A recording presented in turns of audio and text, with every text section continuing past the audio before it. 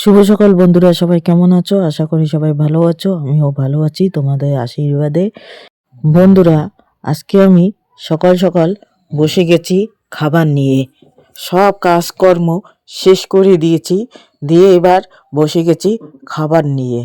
কালকেকার ছোলার তরকারি আর মাংস, এগুলো সব কালকেকার। ওখানে যে কালকে রুটি আর মাংস করেছি ওগুলো নিয়ে আসি পল্লবীর বাপের জন্য। পল্লবীর বাবা যায়নি, তার জন্য নিয়ে আসি। আর রাত্রে পল্লবীর বাবা খায়নি, এটা সকালে নিয়ে বসেছে। আর সকালে আমি কিছু খাবার বানাইনি। কালকে যে আমি রান্না করেছি ছোলার তরকারি, ওগুলো আছে, কালকে আমরা বাড়িতে খাইনি। তাই ওই সব কিছু নিয়ে আমরা বসে গেছি খাওয়ার খেতে। আর এদিকে আমাদের বিড়াল এসে গেছে। আমরা যখনই খাবো এই বিড়ালটা এসে হাজির হয়। তাই ওকেও আমি দিয়ে দিলাম একটু মাংসের টুকরা। ও কত সুন্দর করে খেয়ে নিচ্ছে। খাওয়া দাওয়া করে ও আবার চলে যাবে। ঠিক প্রতিদিন আসবেই ও খাবার সময়। বন্ধুরা, আমাদের খাওয়া শেষ হয়ে গেছে। হওয়ার পর আমি পল্লবী বাবাকে দিয়ে দিলাম ধান নিয়ে যাবে মিলে। কেননা মিলে ধান নিয়ে গেলে সকাল সকাল যেতে হয়। 8টা থেকে 10টার মধ্যে ধান নিয়ে যেতে হয়। তারপরে আর ধান নিয়ে গেলে ওরা ভাঙিয়ে দেয় না, একটু ওরা সমস্যা আছে। সেজন্য আমি পল্লবীর বাবাকে তাড়াতাড়ি আমি খাওয়াতে দিয়ে দিয়েছি। চলে যাবে ধান নিয়ে মিলে। তাই আমি সাইকেলে ভরে দিলাম, দিয়ে এখন পল্লবীর বাবা নিয়ে যাচ্ছে। আর যদি ধানগুলো আমাকে ভাঙিয়ে এনে না দেয় তাহলে আমার সমস্যা হয়ে যাবে। আমি তো নিয়ে যেতে পারবো না ধানগুলো ভাঙাতে। তাই আমি আর পল্লবী বাবাও বাড়িতে থাকবে না, ও চলে যাবে এই 2-1 দিনের মধ্যে, আবার চলে যাবে শিলিগুড়িতে। তাই আমি ধানগুলো দিয়ে দিলাম যে ভাঙিয়ে নিয়ে আসো। মিলটা আমাদের দূরে না, একটু কাছেই, নিয়ে যাবে, তাড়াতাড়ি হয়ে যাবে ধান ভাঙা। বন্ধুরা দেখো, পল্লবীর বাবা চলে এসেছে বাড়িতে চাল নিয়ে। ধান নিয়ে গেল আর চাল নিয়ে চলে এসলো বাড়িতে। এই যে আমাদের চাল। এই চালগুলোর জন্য কত কষ্ট করতে হয়, কষ্ট করে তারপর এই চালটা আমরা পাই। আগে তো আমরা কেনা চাল খেয়েছি, এখন যিনি আমরা ঘরের চাল খাই। বন্ধুরা, চালগুলো আমি এখন আর ঝাড়বো না। এগুলো ঝাড়বো যখন আমার আগে পুরানা চালগুলো আছে ওগুলো শেষ হবে, তারপরে আমি এগুলো চাল ঝেড়ে রেখে দিব। বন্ধুরা, আমি চলে এলাম দীপিকাদের বাড়িতে। এসে দেখি পিয়া সেখানে ঘন্ট রান্না করছে, বাসি রুটিগুলো দিয়ে সবাই খেয়ে নেবে, তাই আমিও চলে এলাম। কালকে এত রুটি বানা হয়েছে, আজকে সবাই খেয়ে নিচ্ছে সকালে বাসি রুটি। কালকে কার তরকারি নেই আর রুটিটাই আছে, তাই আজকে তরকারি বানিয়ে খেয়ে নিচ্ছে বাসিয়া রুটি।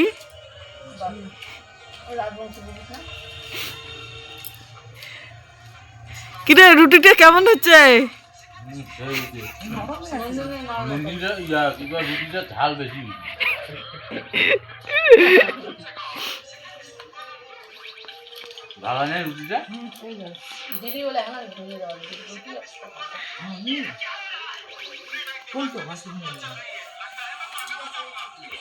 বন্ধুরা, দীপিকাদের বাড়ি থেকে আমি চলে এসেছি কাজকর্ম করে। যে কালকে আমি খাওয়া দিয়েছি সেখানে একটু কাজকর্ম করে চলে এলাম বাড়িতে। এসে আমি রান্না বসিয়েছি। আজকে আমার শরীরটা অত ভালো না, তাই আমি আজকে শর্টকাটে রান্না করে দিব। এইখানে সিম আলু আমি কেটে নিয়েছি আগেই, ওগুলো আমি রান্না করব মাছ দিয়ে। 3 পিস মাছ আছে, এই 3 পিস মাছ দিয়ে আমি রান্নাটা করে নিব শর্টকাটে। তোমাদের সাথে এত কিছু আমি শেয়ার করতে পারিনি, কেন না আমার হাতে একটু মোবাইলটা ছিল না, তাই তোমাদের সাথে আমি একটু শেয়ার করতে পারিনি। তাই এইটুকু শেয়ার করলাম তোমাদের সাথে। আগে আমি বেগুনটা ভেজে নিয়েছি, আর এখন আমি রান্নাটা বসিয়ে দিয়েছি। আর ভাত আমার আগেই হয়ে গেছে। তাই মেয়ে আমার সিম ভাজা খাবে না, ও একটু মাখা মাখা করে দিলে তাহলে খায়। তাছাড়া সিম যদি আমি ভাজি তাহলে আমার মেয়ে কোনো দিনও খাবে না, একটা সিমও মুখে দিবে না। ও সিম ভাজা খায় না, আর সিম চচ্চড়ি যদি করি, চচ্চড়িও ও খাবে না। ও মানে সিমটা আলু দিয়ে একটু মাখা মাখা ঝোল টাইপ একটু করে দাও, তাহলে ও খাবে। তাছাড়া অন্য কিছু যদি সিম আমি করে দিই, সিমের ভাজা চচ্চড়ি এগুলো ও কিছুই খাবে না।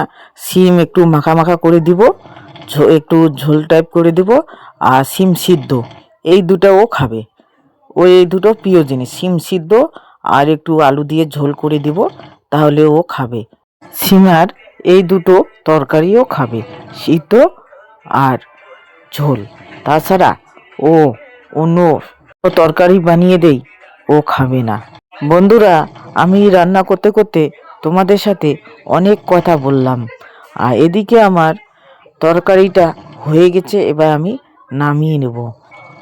আর পল্লবী বাবা অভ্যাস, বাড়িতে আসলে আমি সকালে রান্না করি না, কেননা পল্লবী বাবা সকালে ভাত খায় না, তোমরা তো জানোই।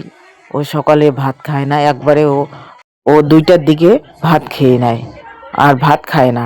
বন্ধুরা, যদি আমি ভাত রান্না করি সকালে, তাহলে ভাতগুলো ঠান্ডা হয়ে যাবে।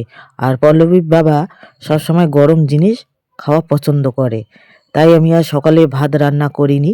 আমি পল্লবীকে একটু সিদ্ধ ভাত রান্না করে দিলাম। পল্লবী খাওয়া দাওয়া করে স্কুলে চলে গেল। আজ থেকে ও স্কুলে যাওয়া শুরু করলো। বন্ধুরা, আমরা রেডি হয়ে গেছি, এবার যাব আমরা তিনজনেই মেলাতে। তোমাদের সাথে মেলাতে দেখা হবে।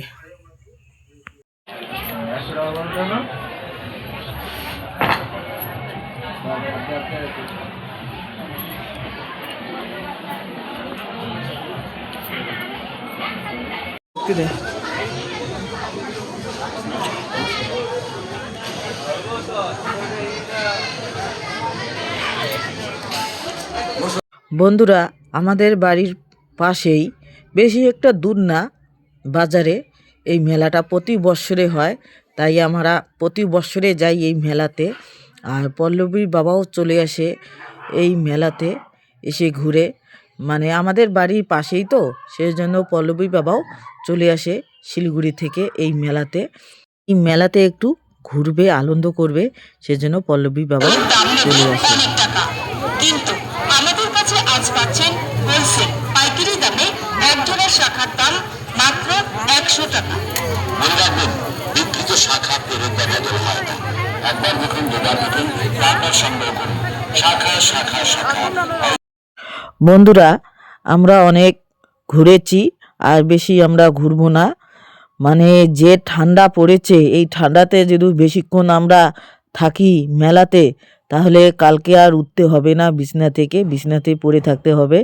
আর যে আরে ঠান্ডাটা পড়েছে, আর আমার তার মধ্যে আমার শরীরটা একটু ভালো নেই, তার জন্য আমরা খাওয়া দাওয়া করে চলে যাব। বন্ধুরা, ওরা বাপ আর মেয়ে খেয়ে নিচ্ছে অনেকে, আর আমি খাওয়া বাদ দিয়ে খালি ভিডিওই করে নিচ্ছি। তাই আর আমি তোমাদের সাথে বেশি আর শেয়ার করব না, আমিও খাওয়া দাওয়া শুরু করব। বন্ধুরা, আর কিছু তোমাদের সাথে শেয়ার করতে পারবো না, কেননা খাওয়া দাওয়া করে আমরা চলে যাব বাড়িতে। বন্ধুরা, আমরা সবার শেষে খেয়ে নিচ্ছি ভেলপুরি, আর এটা হয়েছে পল্লবী বাপের পছন্দ ভেলপুরি, তাই আমরা সবাই মিলে খাওয়া দাওয়া করে নিচ্ছি। খাওয়া দাওয়া করে আমরা চলে যাব বাড়িতে।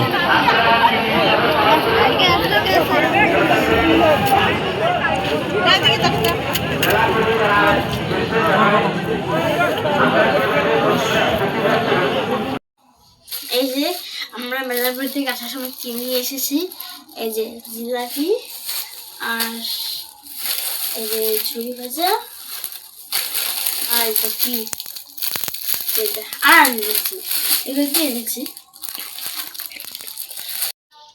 মেলা বাড়িতে আমরা অনেক ঘুরেছি, খাওয়া দাওয়া করেছি, মজা করেছি। বন্ধুরা, আমরা বাড়িতে চলে এলাম।